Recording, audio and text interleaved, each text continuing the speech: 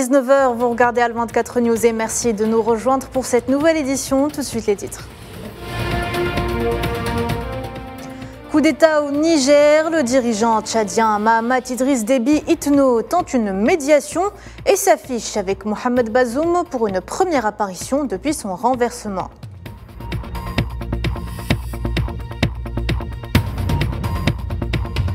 Dans le même dossier, le Conseil militaire nigérien, auteur du coup d'État, a accusé ce lundi la France de vouloir libérer le président Bazoum.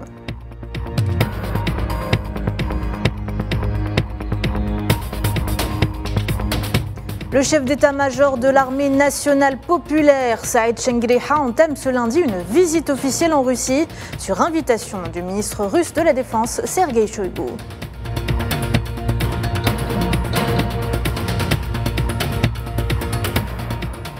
Et enfin, diplomatie, la ministre tanzanienne des Affaires étrangères en visite de travail en Algérie dans le cadre de la 5e session du comité intergouvernemental pour le dialogue stratégique.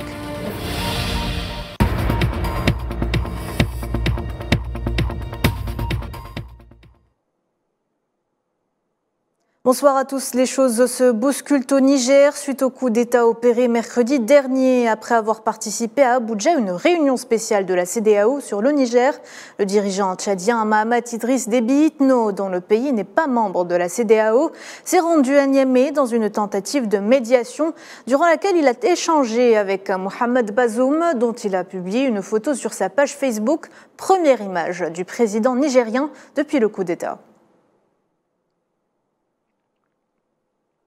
Le chef de l'État tchadien a également rencontré à Niamey les leaders du Conseil national de sauvegarde de la patrie, notamment le général Abdurrahman Tiani, à qui il a indiqué transmettre un message de la CEDEAO. Le Conseil militaire nigérien, auteur du coup d'État, a d'ailleurs accusé ce lundi la France de vouloir libérer le président Bazoum. Le gouvernement renversé aurait autorisé Paris à mener des grèves ainsi que des frappes devant la présidence pour tenter de rétablir le président Mohamed Bazoum dans ses fonctions. Dans sa ligne de conduite allant dans le sens de la recherche des voies et moyens pour intervenir militairement au Niger, la France, avec la complicité de certains Nigériens, a tenu une réunion à l'état-major de la garde nationale du Niger pour obtenir des autorisations politiques et militaires nécessaires. C'est ainsi que le sieur Hassoumi Massaoudou, agissant en tant que Premier ministre, signe le document que voici la teneur. J'ai sous-signé Hassoumi Massaoudou, ministre des Affaires étrangères et de la coopération, Premier ministre par intérim, autorise le partenaire français à effectuer des frappes au sein du palais présidentiel afin de libérer le président de la République du Niger, Mohamed Bazoum, pris en otage. En foi de quoi la présente demande est délivrée pour servir et valoir ce qui est de droit. À ce sujet, l'Union européenne a indiqué tenir les auteurs du coup d'État au Niger pour responsables de toute attaque à l'encontre de civils et de personnel ou installations diplomatiques, réaffirmant le soutien à l'ensemble des mesures économiques punitives annoncées par les pays de l'Afrique de l'Ouest contre Niamey.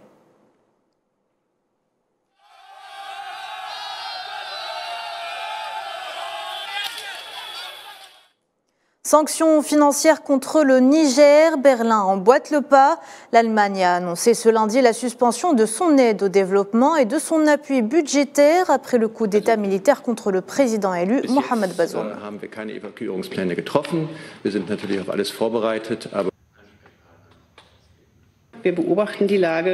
Nous surveillons en permanence la situation et sommes d'accord avec les sommations de l'Union africaine et de la CEDEAO selon lesquelles le pays doit revenir à l'ordre démocratique. Les militaires doivent rendre le pouvoir au président démocratiquement élu.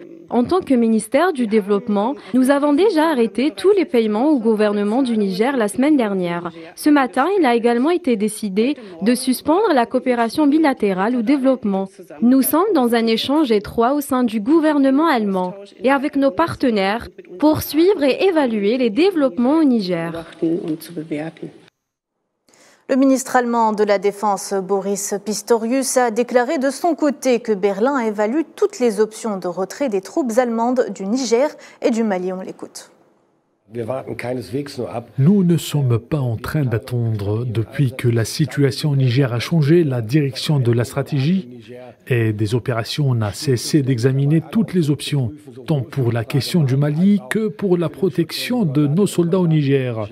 Nous sommes en contact avec nos homologues au Niger par divers canaux. Cela signifie qu'il y a des pourparlers, il y a des contacts. Jusqu'à présent, il n'y a aucune raison de croire que nos soldats là-bas pourraient être en danger ou ne pas être pris en charge.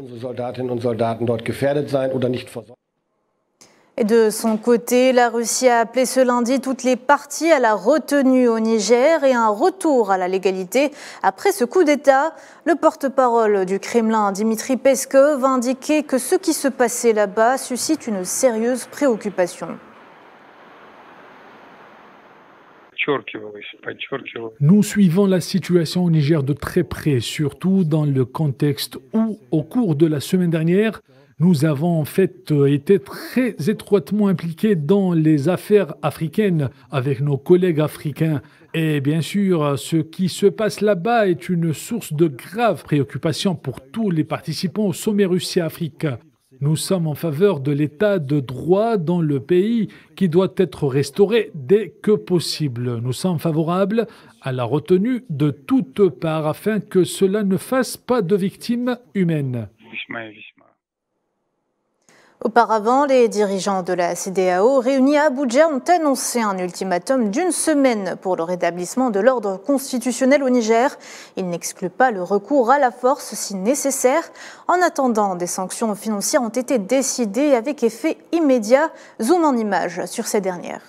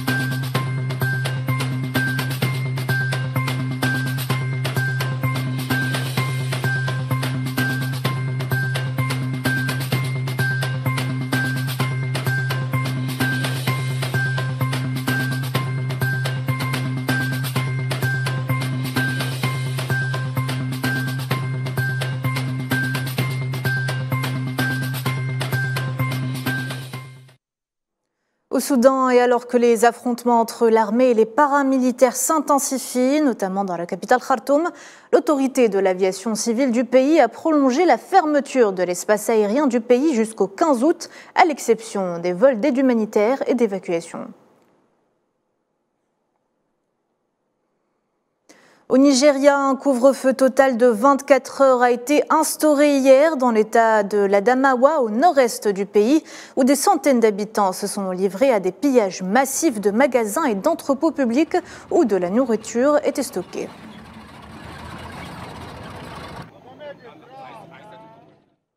Je vous le disais en titre, le chef d'état-major de l'armée nationale populaire, Saïd Chengriha, entame ce lundi une visite officielle en Russie sur invitation du ministre russe de la Défense, Sergueï Shoïgu.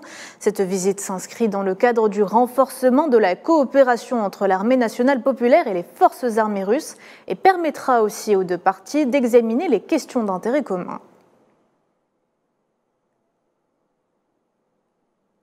Et puis le chef de la diplomatie algérienne, Ahmed Attaf, a accueilli ce lundi son homologue tanzanienne Stergomena Tax à l'aéroport international Houari Boumediene d'Alger pour une visite de travail dans le cadre de la 5e session du comité intergouvernemental pour le dialogue stratégique. Les deux parties discuteront des moyens de renforcer les relations bilatérales et d'approfondir la coopération entre les deux pays. Dream common, dream shared, dream is to responsibility, you and I. Coopération algéro-chinoise, l'ambassadeur de Chine en Algérie, Li Jian, a affirmé que la visite d'État effectuée par le président algérien Abdelmajid Tebboune récemment en Chine s'est soldée par un succès à tous les niveaux, à même de renforcer davantage la profondeur des relations d'amitié et de coopération entre les deux pays. S'exprimant hier lors d'une conférence de presse au siège de l'ambassade de Chine à Alger, il a relevé que plusieurs méga-projets seront réalisés à l'avenir entre l'Algérie et la Chine, notamment en matière d'infrastructures, la Chine qui ambitionne d'importer toutes sortes de produits algériens. Lors de la rencontre entre les deux chefs d'État, notre président, il a annoncé très hautement et publiquement, c'est que la Chine voudrait importer tout genre de produits de qualité d'Algérie. On ne cherche pas toujours à ce genre de favorable de notre côté, non.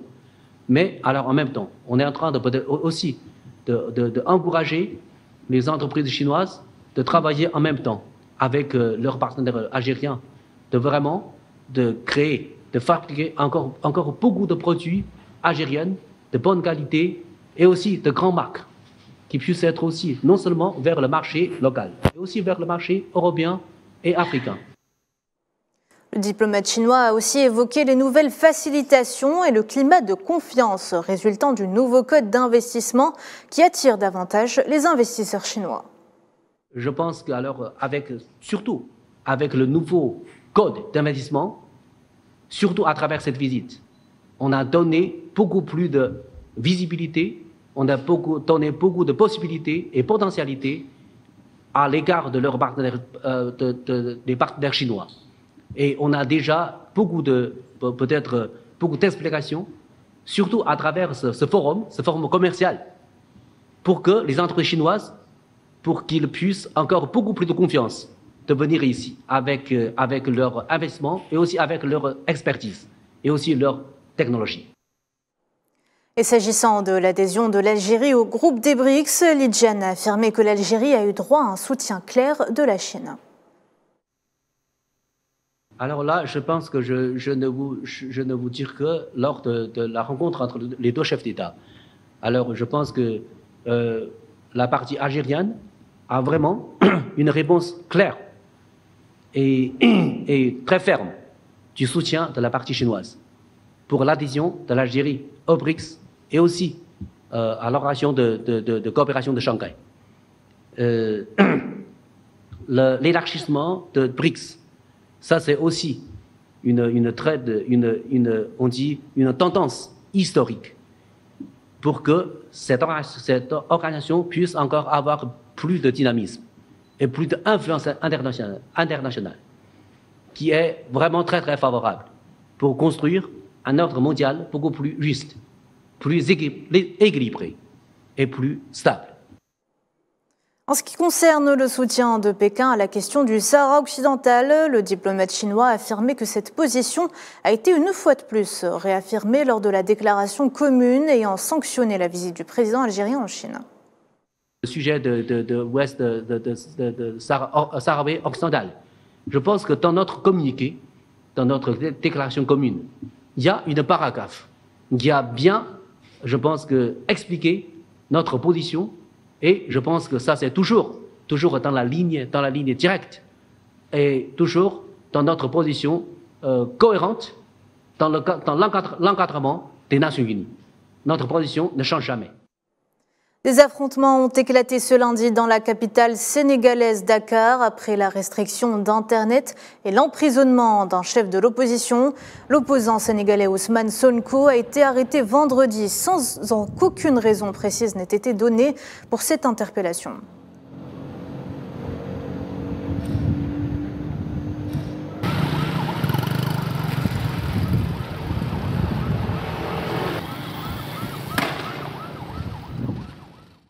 Le ministre de la Défense russe a estimé ce lundi que les attaques de drones visant Moscou étaient des actes désespérés de l'Ukraine en raison de ses revers sur le terrain depuis le début de sa contre-offensive. Sergueï Shoïgu a ajouté que la contre-offensive ukrainienne est infructueuse et que les armes occidentales fournies ne mènent pas au succès mais ne font que prolonger le conflit, indiquant que des mesures supplémentaires ont été prises pour améliorer la défense contre les attaques aériennes et maritimes.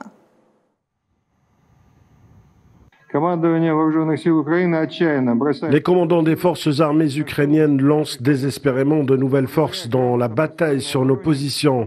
Grâce à nos défenses bien construites, à l'organisation habile des positions de tir, au professionnalisme, à l'endurance et à la persévérance du personnel de service russe, l'ennemi n'a pas été autorisé pour avancer.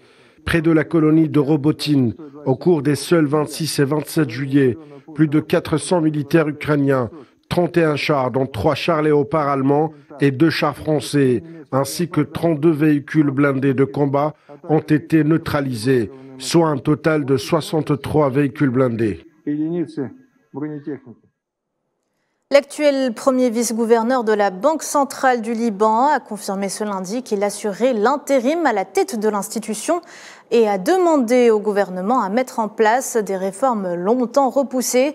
Wassim Mansour a déclaré lors d'une conférence de presse que la nouvelle direction de la Banque centrale prévoyait d'imposer des restrictions sévères sur les prêts accordés au gouvernement et que ce financement devrait à terme prendre fin.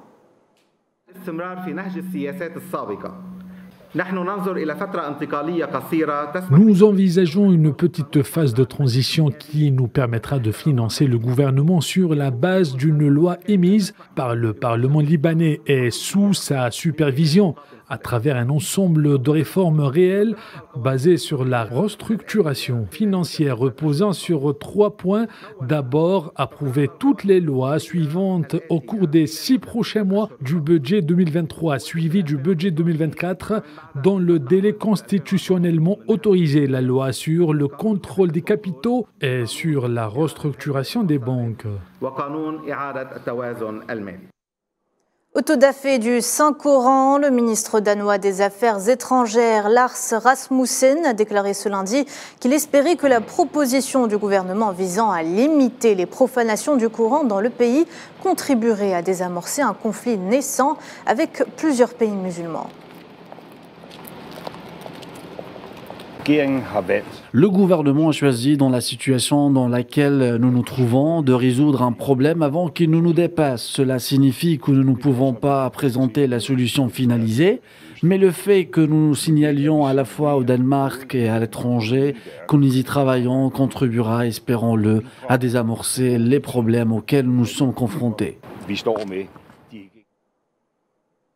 La Chine et la Géorgie ont publié ce lundi une déclaration conjointe sur l'établissement d'un partenariat stratégique entre les deux pays.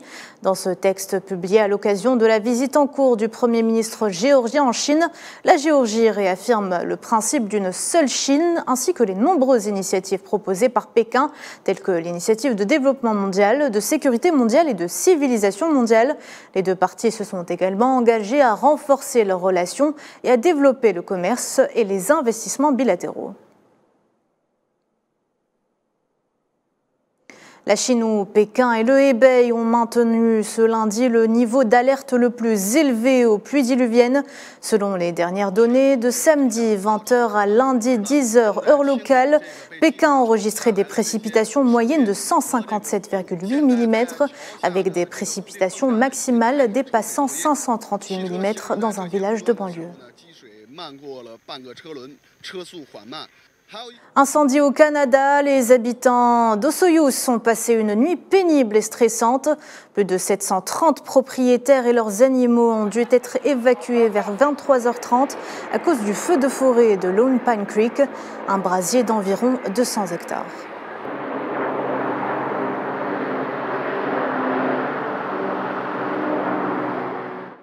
Coupe du monde féminine 2023, direction Melbourne, où le verdict est tombé dans le groupe B.